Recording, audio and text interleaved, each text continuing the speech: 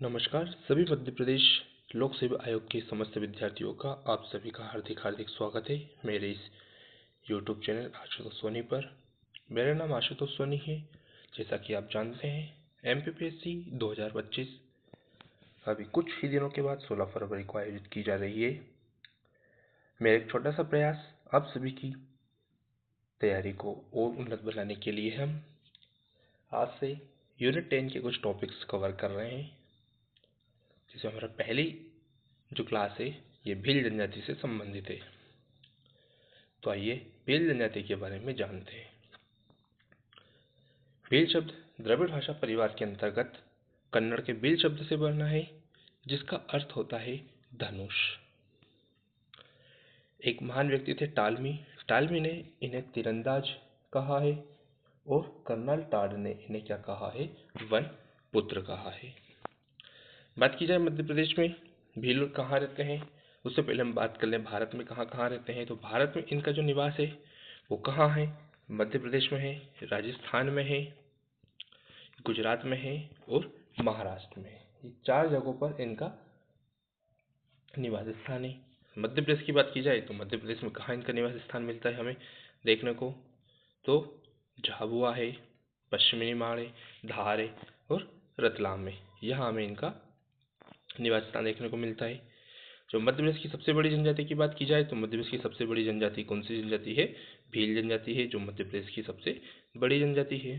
कितनी इसकी जनसंख्या है, तो इसकी जनसंख्या की बात की जाए तो 59.9 लाख 2011 की जनगणना के अनुसार है, जो कुल जनजाति का 1/3 पर भाग है। और प्रतिशत में बात की जाए तो लगभग 39.1% है।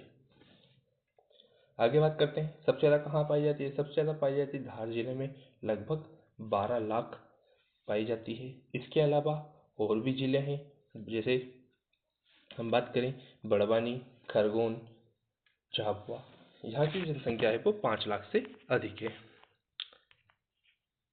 अब बात करते हैं इनके खान पान और आवास की। तो जो भील लोग हैं इनका जो प्रमुख भोजन है वो क्या है, राबड़ी इनका मुख्य भोजन है। यदि पेय पदार्थ की बात करें तो ताड़ी पीना इनका प्रिय भोजन है। जो भील जनजाति के लोग हैं वो अपने साथ हमेशा धनुष बाण रखते हैं। धनुष को क्या कहते हैं, तो धनुष को कहा जाता है धनली या कामठी कहा जाता है, और बाण को बिल्की कहते हैं। एकलव्य का नाम सुना है हमने इतिहास में। जो एकलव्य था वो भील जनजाति का कुशल धनुर्धर था। अब बात आती है इनके आवास को लेकर। तो भील के जो आवास है, आवास को क्या कहा जाता है, तो भील के आवास को कहा जाता है कू।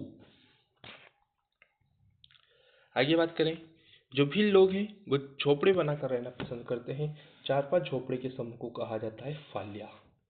क्या कहते हैं, 4-5 जब झोपड़े के समूह बन जाते हैं तो उसको फाल्या कहते हैं। और कई फाल्या मिलकर एक गांव बनाते हैं, उस गांव को नाम दिया गया है पाल। तो हमने इनका खान पान और आवास देखा। आगे चलते हैं, जनजाति की कुछ उप जनजातियाँ या कुछ भागों में बांटा गया है।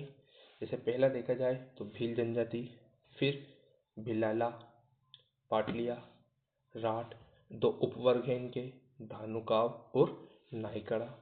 आगे चलते हैं, कुछ उपजातियां हैं। पहले भील और राजपूतों में विवाह संबंध होते थे, इसी से एक जनजाति बनी, उस जनजाति का नाम दिया है भिलाला। औरंगजेब के काल में कुछ भीलों ने इस्लाम अपना लिया, तो ये जो इस्लाम अपनाने वाले भील थे ये क्या कहलाए, सब तड़ेबे भील कहलाए। कुछ और भी हैं, जैसे आंवलिया जो इमली नहीं खाते हैं, मक्खी का जो भुट्टा फल खाते हैं, उन भीलों को डोडवा कहा जाता है। जो घास नहीं काटते हैं उन्हें बारेला कहा जाता है, और जो मक्खन नहीं काटते उन्हें मकवाना कहा जा गया है। आगे देखते हैं, अब बात करते हैं इनकी बोली और जन्म संस्कार की। तो ये जो भाषा बोलते हैं वो भाषा को भीली कहा गया है, जो किस परिवार की है, तो इंडो आर्यन परिवार की बोली है।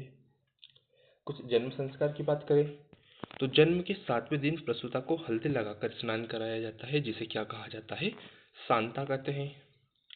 सूरज पूजा होती है। सूरज पूजा के बाद जो भील है वो घर की दहलीज पर पाट बनाते हैं, उस पर मकई का ढेर लगाते हैं, बच्चे को सुलाया जाता है। इसे पाहा ढरना या डोंगर ढलवाई के नाम से जाना जाता है।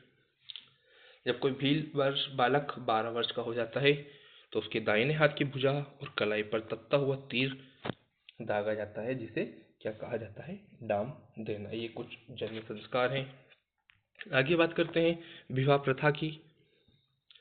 विवाह प्रथा की बात करते हैं। ये जो मंगनी कराने वाला होता है उसको भाज गजिया कहा जाता है।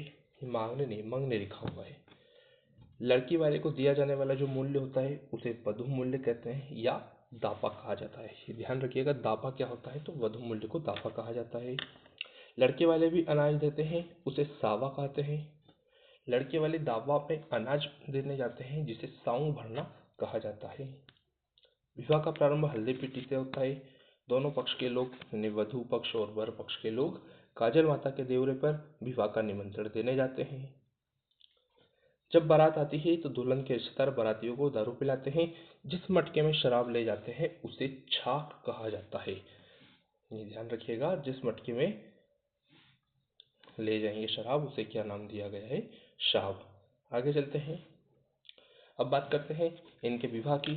तो इनका जो सबसे प्रमुख विवाह वो है भगोरिया विवाह। भगोरिया हाट लगता है, इसके बारे में आगे अपन बात करेंगे इसी वीडियो में।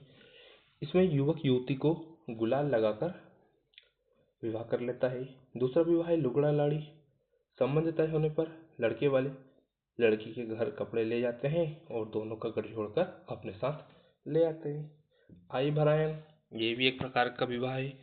ये इसमें क्या होता है कि जब आर्थिक स्थिति खराब होती है, लड़की का विवाह नहीं हो पाता है, तो लड़की घर में जाकर बैठ जाती है। चौथा है धरना विवाह। इसे दूसरी शादी के रूप में देखा जाता है। बात करें इनके देवी देवताओं की, तो प्रमुख देवता है बाबदेव। इन्हें इंद्रदेव भी कहा जाता है। फिर कुहाजा देव, ये गाय बैलों की रक्षा करते हैं, दिवाली पर इनकी पूजा की जाती है। गलदेव, ये भगवान नरसिंह के रूप में पूजे जाते हैं, ये कामना पूरी करने वाले देवता हैं। सावन माता या मालिया बाबदेव कृषि और वन उपजों की रक्षा करते हैं। आगे बात करें त्योहार की, तो भगोरिया होली के एक सप्ताह पूर्व फाल्गुन माह में मनाया जाता है। भगोरिया के पूर्व जो मेला लगता है उसे तिहवारिया हाट के नाम से जाना जाता है। ये जो भगोरिया होता है इसके 3 भाग हैं। कौन कौन से इसके 3 भाग हैं, तो सबसे पहले इसके गुलालिया है, गोल गधेड़ो है और उजाड़िया है। इसमें क्या क्या होता है गुलालिया में, तो शुरू के जो 2 दिन रहेंगे वो गुलालिया के रहेंगे। विवाह के इच्छुक युवक अपने पसंद की युवती, ये युक्ति नहीं है युवती लिखा हुआ है, अपने पसंद की युवती को गुलाल लगाकर अपने प्रेम का इजहार करते हैं। फिर आता है गोल गधेड़ो। गुलालिया के बाद 3 दिन तक ये चलता है। जो युवतियां होती हैं वो युवकों के समूह को चारों ओर से घेरे रहती है। युवक अपनी पसंद की युवती को भागकर चला जाता है। तीसरा होता है उजाड़िया। ये अंतिम 2 दिन का होता है, जिसमें बाजार से आवश्यक वस्तुएं खरीदी जाती हैं। आगे बात करें सामाजिक जीवन की, तो जो गांव का सबसे प्रमुख व्यक्ति होता है उसे कहा जाता है पटेल, और इसको एक और नाम दिया है गमेती। पटेल का एक सहायक होता है, उसे कहा जाता है तड़वी। गांव का सबसे बुजुर्ग व्यक्ति जो होता है उसको कहते हैं हम डलहा। पूजा पाठ करने वाला कोई व्यक्ति है तो उस व्यक्ति को कहा जाता है पुजारा। बड़वा, जिसे देवता आते हैं, और इसे गांव का डॉक्टर भी कहा जाता है। ये क्वेश्चन बहुत इंपॉर्टेंट है कि भील जनजाति में गांव का डॉक्टर किसे कहा जाता है, तो बड़वा को कहा जाता है। फसल की बुआई, निंदाई और कटाई के समय भील परिवार एक दूसरे का सहयोग करते हैं, जिसे हलमा कहते हैं। ये भी ध्यान रखिएगा, हलमा पद्धति या हलमा प्रथा किस जनजाति में पाई जाती है, भील जनजाति में। और भीलों के द्वारा की जाने वाली कृषि को किस नाम से जाना जाता है, तो ये चीमाता कृषि करते हैं। आगे बात करते हैं इनके नृत्य की। इनका प्रमुख नृत्य जो है वो भगोरिया नृत्य है, जो होली के आसपास किया जाता है। डोदिया नृत्य, ये भी भगोरिया नाट में किया जाता है। युवक युवतियां आमने सामने आकर नृत्य करती हैं। जो कहर नृत्य है वो होली के अवसर पर होता है। वीरवाल्या एक धार्मिक नृत्य है जो नवरात्रि के अवसर पर किया जाता है। अब बात करें इनके भित्ति चित्र की, तो भील दीवारों पर गाय, बेल, सर्प आदि के अलंकरण करते हैं, जिसे गोत्रेज कहा जाता है। पिथौरा भित्ति चित्र दीवारों पर बनाए जाते हैं और बनाने वाले को क्या कहा जाता है, तो बनाने वाले को लिखिंद्र कहा जाता है। एक फेमस पिथौरा चित्रकार है प्रेमा फालिया, आप लोगों को नीचे दिख रहा होगा। प्रेमा फालिया का संबंध पिथौरा चित्रकला से है। फिर बात करते हैं कुछ और तथ्य की, तो नंदन प्रिंट के कपड़ों का भील जनजाति सबसे ज़्यादा प्रयोग करती है। अलीराजपुर में भील की प्रमुख कला क्या है, तो पंजादरी है। भीलों का कुंभ, वेणेश्वर मेला, राजस्थान, ये सबसे इम्पोर्टेंट है ना, इसे ध्यान रखिएगा। सबसे इम्पोर्टेंट भीलों का कुंभ, वेणेश्वर मेला। और भीलों में दहेज दापा के उन्मूलन के लिए अक्टूबर 2016 में कौन सा अभियान चलाया गया था, साथीदार अभियान चलाया गया था। तो ये भील जाति से संबंधित कुछ महत्वपूर्ण बातें थी जो हमने आज कवर करी है। आज के इस वीडियो में फिलहाल इतना ही।